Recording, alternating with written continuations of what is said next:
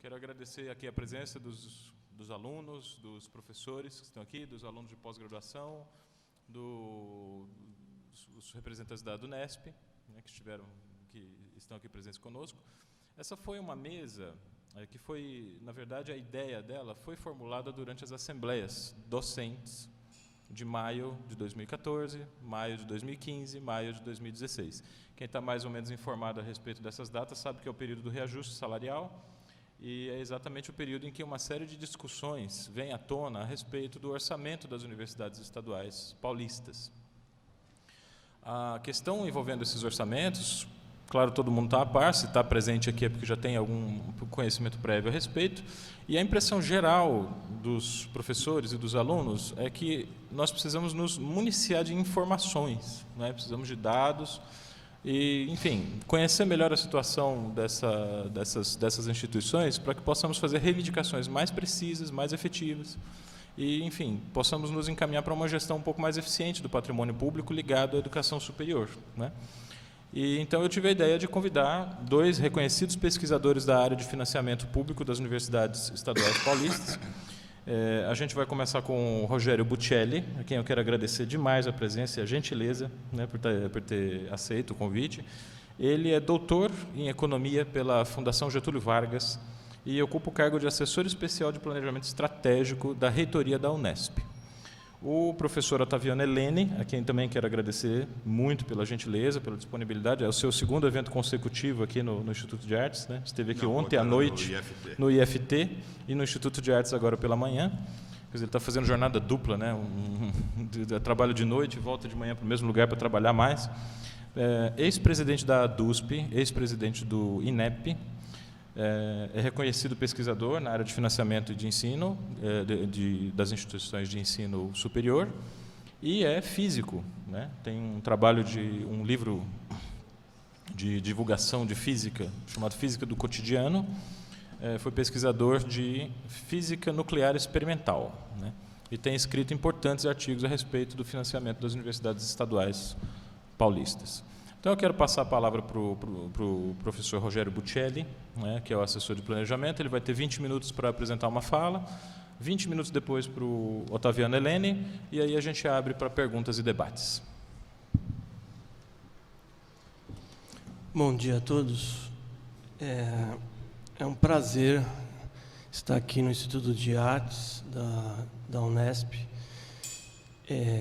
Não sei se para vocês é um prazer, dentro do Instituto de Artes, discutir um tema que envolve orçamento, dinheiro, financiamento, mas eu vou tentar, como vocês são, ser criativo o suficiente para que vocês não achem enfadonho o que eu vou falar. Em 20 minutos, se eu conseguir ser enfadonho, já é uma arte, né? Quando eu fui convidado pelo professor Luciano, primeiro eu achei que não ia dar certo, porque ele conversou comigo em agosto, se eu não me engano. E aí demorou tanto, daí eu fiquei pensando comigo, faz parte, as coisas são demoradas mesmo por causa da agenda.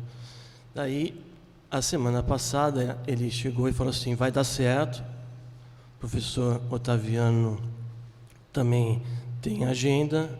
Aí eu falei, legal, vamos discutir o quê? Né? Porque até então era falar sobre aquilo que praticamente todos nós falamos, sobre a crise, né? Não com tanta propriedade uns do que outros, mas sobre a crise. Não, era sobre orçamento na universidade, exatamente em decorrência disso que o professor Luciano falou, a falta de informação, ou informações diferenciadas. Eu não pretendo, nesse pouco tempo, fazer com que todos entendam sobre orçamento, sobre financiamento público, sobre finanças públicas. Mas eu vou falar, e os slides vão mostrar isso, eu vou falar sobre a minha percepção. Essa percepção é uma percepção não de um assessor diretamente ligado ao gabinete do reitor da Unesp, mas é a percepção de uma pessoa que vive isso constantemente, é profissional da área, sobre o financiamento das universidades. Eu vou colocar mais problemas do que qualquer solução. Eu vou tentar fazer, e o ambiente é propício, tentar fazer com que a gente converse sobre isso, tá? Porque eu tenho certeza que cada um tem uma percepção sobre universidade pública e financiamento, particularmente as 3 do Estado de São Paulo, as 3 públicas do Estado de São Paulo.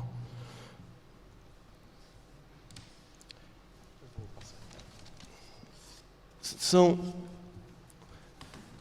2 indicadores que eu vou colocar aqui, que para mim refletem essa crise que eu chamo de conjuntural. O primeiro indicador é exatamente esses 2 números aqui. Desculpem porque ficou encavalado, mas dá para entender. De 2007 a 2014, o índice de reajuste acumulado foi de 61%. O índice de reajuste do CRUESP para docentes e funcionários técnicos administrativos. O IPC foi de 47,8%, o ICV-Diese de 55% e o IPCA de 52%. Até aí, em tese, não há crise. Afinal de contas, os reajustes foram maiores do que a inflação, os 3 índices. A gente poderia falar, se um dos indicadores de crise não está conseguindo acompanhar a inflação, a gente poderia, olhando esses números, falar que entre 2007 e 2014 não há crise. Onde está o problema? Nos anos seguintes, 15 e esse ano corrente, onde o reajuste foi de 7,21%, onde o IPC foi de 9%, o ICV-Diese de 8% e o IPCA de 8%, sendo que esse 7,21 foi dado em 2 parcelas. Aí já mostra, não foi dado em maio, foi dado em 2 parcelas. E agora, nesse ano, que, infelizmente, fica bem claro, por uma inflação de 10%, quase 10% em todos, um reajuste apenas de 3%. E no caso específico da Unesp, nem os 3%. Então, para mim, isso já é um indicador de crise. Indicador de crise conjuntural. Depois a gente discute se é estrutural, se não é estrutural, mas se eu olhar desde 2007 até hoje, o problema conjuntural, eu estou assumindo aqui, economista, né, Otaviani, ceteris paribus, eu estou assumindo aqui que um dos indicadores da crise é o fato de não termos dado o reajuste igual ou, em alguns momentos, conseguimos, superior à inflação do período. Outro grande indicador para mim, aqui não vai dar para vocês lerem mesmo, porque encavalou tudo, mas são esses 2 números da Unesp. Isso serve para a USP e para a Unicamp também. A Unesp, em 2013, tinha em conta bancária 892 milhões de reais, sendo que 35 eram recursos de convênios, 130 receita própria, 726 milhões em tesouro. O que isso significa, esse número? Se olharmos esse número, isso significa, olharmos só para tesouro, significa 3 folhas de pagamento. Hoje, atualizados. Isso, anuais. Isso, não, se eu pegar a folha hoje da Unesp e olhar para esse número aqui, 726, tá bom? Agora, Em 2015, os 892 já caiu para 599. Os 726 para 408. A receita própria aumentou. A receita própria, para quem não sabe, é aquela receita gerada nas unidades, mas fundamentalmente receita fruto de aplicação financeira. A gente colocava todo mês, 1/12 do 13º salário. Para quem não sabe, a gente tem que provisionar o 13º salário para poder pagar no final do ano para todos os docentes e funcionários. Então, a gente vai provisionando. Previsão para 2016, 257 milhões. Até junho deste ano, a Unesp já abriu mão, por conta da queda da arrecadação, 130 milhões de reais. Ela vem pagando as suas despesas exatamente com esse recurso que vem diminuindo. Isso os números são diferentes, óbvio, mas isso é reflexo também na USP e na Unicamp. Isso vem acontecendo na USP e Unicamp. Ou seja, é só ver a mídia, é só ver os jornais. Então, para mim, são 2 indicadores de crise. Existem outros tantos, indicadores acadêmicos, indicadores outros, vários. Mas eu quero limitar ao tema que é orçamento. Primeiro indicador é o fato de não termos 2 anos consecutivos seguido o IPC da FIPE, ou estar próximo do IPC da FIPE. Segundo indicador, a queda no recurso que a gente vem rotineiramente, desde a autonomia, fazendo caixa para pagar 13º salário. Isso vem caindo desde 2014. Pois bem, isso eu fiz exatamente porque vocês entendem. Signo, representação. Quando se fala de autonomia de gestão financeira, a gente olha essas 2 representações, 9,57 e ICMS. Ou seja, essa é uma das formas de se falar que o modelo de gestão da autonomia nas universidades estaduais paulistas é diferente de qualquer outro modelo nacional, quiçá internacional. Ou seja, nós temos uma parte fixa de um imposto. E aí eu vou falar do primeiro signo. Por que eu estou fazendo esse caminho? Porque eu quero exatamente mostrar para vocês o tamanho da vulnerabilidade deste modelo. Ou eu quero, no mínimo, fazer com que vocês percebam o quão vulnerável é esse modelo. Então, são 9,57, um signo, sobre ICMS, outro signo. O que é esse imposto? Esse imposto é um imposto indireto. O que significa isso? Qualquer pessoa paga a mesma coisa independente da renda. Na hora que uma pessoa com um salário mínimo acessa a internet, está pagando a mesma coisa que uma pessoa de 10 salários mínimos. Quando uma pessoa compra alguma coisa no supermercado, de 1 a 10 é o mesmo percentual. Não é um imposto direto. Ou seja, o que financia as 3 universidades públicas paulistas, vou ficar nelas, obviamente, é um imposto que é regressivo. É um imposto onde as pessoas com maior poder aquisitivo não pagam mais do que as de menor poder aquisitivo. É o maior imposto no país, maior que o imposto de renda. É 21% de todos os impostos e taxas. É o maior. E o Estado de São Paulo fica com quase 32%. Ele é responsável dos 21% com quase 32% desse imposto. Ele é o Estado que tem, por conta da sua característica óbvia, a sua característica que está deixando cada vez mais de ser industrial e passando a ser cada vez mais de serviços e de comunicação, o imposto incide sobre serviços de comunicação, apesar de que quando a montadora fecha, impacta no ICMS, mas se eu olhar para os anos 70, era exatamente muito mais produção do que serviços de comunicação. No orçamento do Estado de São Paulo, ele representa 85% de toda a receita do Estado.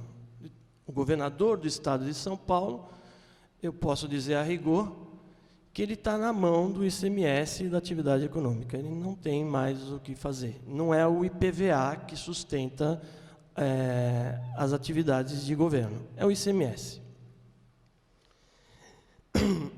E não representa muito, se a gente olhar a participação desse imposto sobre o produto interno bruto do Estado de São Paulo.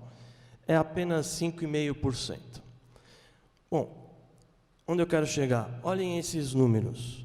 Maior imposto indireto, 85% de tudo que o Estado financia vem dele. As universidades estão dentro desses 85%. E é um imposto que incide sobre a atividade econômica de uma forma geral. Ele é extremamente abrangente. Diferente, por exemplo, de um outro que é nacional, que chama-se IPI, que incide sobre a atividade produtiva. Esse incide sobre toda a camada da sociedade, sobre toda a atividade. Quer fazer política de isenção fiscal, o ICMS é um dos melhores impostos para, por exemplo, desonerar quem ganha menos. O IPI quando a gente ouve, o IPI não vai mais incidir sobre carro popular, tá? Você está isentando a indústria automobilística, você não está isentando o cidadão. Agora, na hora que você isenta produtos de primeira necessidade do ICMS, a dona de casa que vai na feira, em tese, ela está pagando menos ou deveria pagar menos, né? E é um imposto que, pelo que eu me lembro, está em discussão em ser reformulado desde o dia que o Brasil, junto com a Argentina, Paraguai e Uruguai, entraram no Mercosul. Porque não existe esse imposto na Argentina, não existe esse imposto nem no Paraguai nem no Uruguai. Lá chama-se IVA, Imposto sobre Valor Agregado. Mas nunca saiu do papel essa discussão, sempre esteve em discussão no Congresso Nacional, faz parte da famosa reforma tributária, e que quando isso acontecer, se acontecer, lógico que a gente vai ter que pegar esse signo e mudar para outro. Senão vão mudar para a gente. Os 9,57. Esse é engraçado. Esse é motivo para a gente falar. 3 grandes universidades desse país estão calcadas num número. 3 grandes universidades desse país, que têm, sem sombra de dúvida, as melhores cabeças desse país, estão sendo financiadas por uma média aritmética. O número 9,57, a origem está nos 8,4%, que vigorou do dia em que o governo do Estado falou vocês vão ter autonomia até 1991. Os 8,4%, que é uma média aritmética. E nessa média, quem ganha mais vai receber mais. Quem ganha menos vai receber menos. Em nenhum momento, portanto, os 9,57, ele vem seguindo essa mesma toada. Em nenhum momento foi feita uma discussão, seja em 89 ou seja posterior a 89, de qual é o valor necessário para financiar as 3 universidades maiores desse país. Nenhum momento. É uma média aritmética. Que depois mudou para 9. Mudou para 9 por quê? Pressão política. E depois mudou para 9,57 também por pressão política. mas sempre em cima dos 8,4. Nunca em cima de uma discussão, que para mim seria a discussão, o quanto custa formar um aluno na USP, o quanto custa formar um doutorando na Unesp, um doutorando, o quanto custa fazer pesquisa. Nunca existiu essa discussão. Nunca. Em nenhuma esfera. Em nenhuma esfera. Pode existir em teses, pode existir em dissertações, pode existir em ambientes como este, mas, de fato, no mundo da política, nunca existiu essa discussão. Isso, para mim, é uma vulnerabilidade enorme, porque aí, na hora que a gente vai discutir esse número, qualquer coisa serve. Qualquer número serve. Não está embasado. Qualquer coisa. A gente ouve as coisas mais malucas, principalmente quando a gente vai na Assembleia Legislativa. Então, para mim, esse é o processo. Você tem uma riqueza nacional, um produto interno bruto nacional. O ICMS é 7% desse produto, corresponde a 7%. 32% desses 7% é de responsabilidade do Estado de São Paulo. 85% é o ICMS no orçamento do Estado de São Paulo. E 30% vai obrigatoriamente, a lei, para a educação. Os 9,57 estão dentro dos 30%. Mas também está dentro dos 30% tudo que a Secretaria da Educação gasta, tudo que a Paula Souza e as FATECs gastam, tudo que as faculdades de medicina isoladas, a FAMEM e a FAMEP gastam, e a Univesp. Isso tem que dar 30%. Não pode dar 31%. Não pode por quê? Porque a Secretaria de Planejamento não deixa e a Secretaria da Fazenda também não deixa. Isso chama-se recurso vinculado. Se tem alguém que detesta recurso vinculado, é a Secretaria da Fazenda e a Secretaria do Planejamento. Por que detesta? Porque está vinculado. Faça chuva, faça sol, eu tenho que dar 30% para eles. O ICMS cai, eu tenho que dar 30% mesmo que caia. Está vinculado. Então não vai ser 31%, não vai ser 30 ponto alguma coisa, vai ser 30%. Se for 30 ponto alguma coisa, alguém dormiu no ponto, lá. Então, quando se pede 11%, sair de 9,57% 11%, se pede também, e o Fórum pede também, 31%. Os 30% virar 31%. Por quê? Sabe que, politicamente, se não pedir, vai ter que brigar com cada uma daquelas entidades ali. Ou seja, então, aqui, eu acho que vocês já sabiam, mas eu quero reforçar, existem 2 pedidos do Fórum, e agora do CRUESP também, mas o CRUESP não pede 31% para a educação. O CRUESP pede 9,57%, 9,9%, né, 9,9%, tem mais casas. Isso. São 2 pedidos. 31% para a educação, ou 32%, agora é 33%, já foi 31% no passado, se eu não me engano. 33% para a educação e 11,6%, né? 11,6% para as universidades. São 2 pedidos. Quando se pede uma coisa que está na lei, é mudança constitucional. Você precisa, portanto, ir à Assembleia Legislativa, isso tem sido feito, o embate é político, mudança na Constituição. Mudança exatamente aonde confronta com a saúde, confronta com a segurança, confronta com vários outros, confronta com a dívida, confronta com vários outros itens. Eu vou passar, está dando interferência. Aqueles 2, eu vou concluir.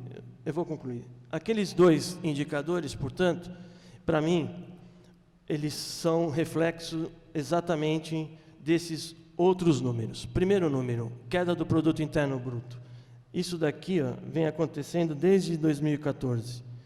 A economia brasileira estagnou em 2014 e nós estamos, ninguém fala isso, não sei porque, talvez tenham vergonha, nós estamos em recessão. O país está em recessão. É o pior dos mundos, recessão e desemprego. Há 2 anos consecutivos a gente está assim. A gente fica adorando a pílula, alguns colegas meus não falam com todos os tons, tal, mas é isso. Desemprego, 11% da população economicamente ativa desempregada, tá? E 2 anos consecutivos com uma economia que não cresce, cai. E vai cair esse ano, outra vez, 3% em cima do ano passado, que já caiu 3%. Então, é mais de 6% de queda. Ou seja, estamos mal. E é lógico, como o ICMS incide sobre isso daqui, tá? Ele só vem caindo. É a principal fonte de financiamento do Estado, é o principal imposto e é a principal fonte das universidades. O resultado disso tudo é exatamente essa curva aqui, essa curva é da Unesp. Essa curva, ela reflete o comprometimento dos salários, da massa salarial, não só de reajuste, da Unesp, desde 2007, cada ponto desse equivale a 12 meses, e hoje nós estamos praticamente que recebendo o recurso para pagar folha de pagamento. As demais despesas, as outras despesas, são financiadas com receita própria. E quem tem recurso de convênio, é com recurso de convênio. Não é de hoje que isso vem acontecendo. Já vem acontecendo desde segunda metade de 14 para 2015. Então, olha os reflexos. E aí eu vou terminar. Queda na arrecadação por conta de uma atividade econômica que não cresce, a gente não consegue repor salário, e a massa de salário que existe, tá, ela é fundamentalmente financiada por aquilo que a gente recebe. Quanto tempo a gente consegue sustentar isso? A Unesp já não está conseguindo. Ela não conseguiu dar 3%. Aqui depois a gente fala, não vou falar sobre isso, sobre as medidas econômicas e as medidas políticas que já foram feitas para evitar. Eu vou na perspectiva depois. Aqui eu gosto muito disso, aqui eu já mostrei isso em outro lugar. O Ariano Suassuna reflete exatamente o que eu penso. Eu não sou um pessimista. Eu não sou um otimista. Eu enxergo a realidade. Eu tenho esperança.